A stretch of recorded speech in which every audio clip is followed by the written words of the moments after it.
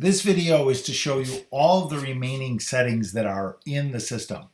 We'll start with events. Events are a log of what's going on with your system. When a timer turns on, a timer turns off, a feed, entered state feed, and exit state feed.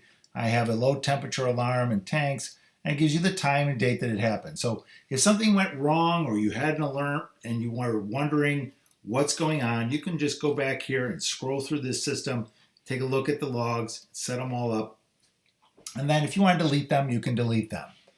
You can go to settings. We've talked about configuring smart plugs, adding and removing leak detectors, adding and removing orb sensors. Next, we'll do backups. This system has the ability to back up by pressing this button. You can give it a label. Go ahead and back it up.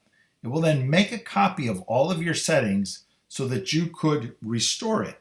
If for some reason, let's say you changed a bunch of things and you wanted to bring back your previous setting that we just made, you would press the restore button. If you decided this was no longer necessary, you could just delete it. I don't need that one anymore. Those aren't valid. You just go ahead and delete them.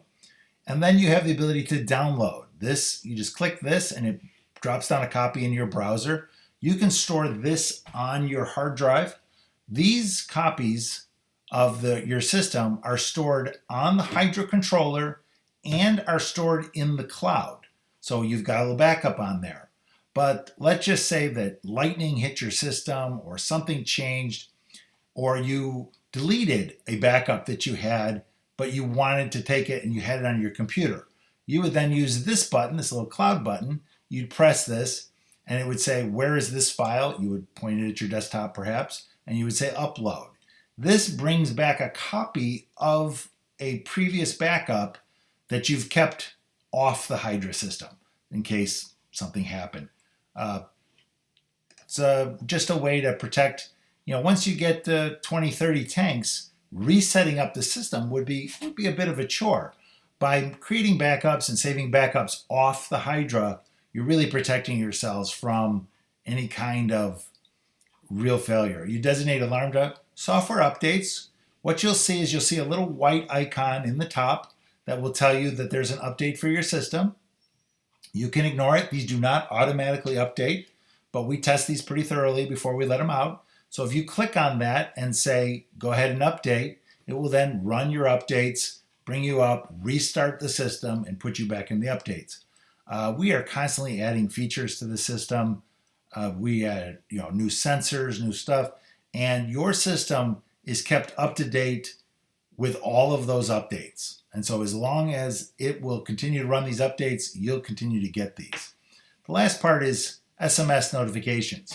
So as we said, we will send SMS messages for everything if you like. Perhaps you have a maintenance item that says feed your fish and you don't want to get a text message. You can unselect that and not get maintenance alerts, but get ORP. Maybe you're using your sensors to your power sensors. You don't want to know certain ones. You can enable these things. This is just to not get the text messages for something that you are constantly being alarmed about, but is not critical enough for you to worry about getting a text message. This allows you to reboot the Hydra.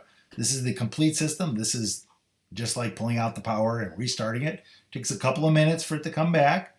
Once it comes back, it'll be done. This is just to restart the application. You can use this if something seems a little glitchy and the screen didn't refresh right.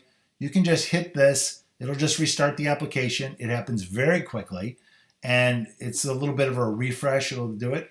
If you do need support, you go to the support icon and click support at Hydra-MTS.com.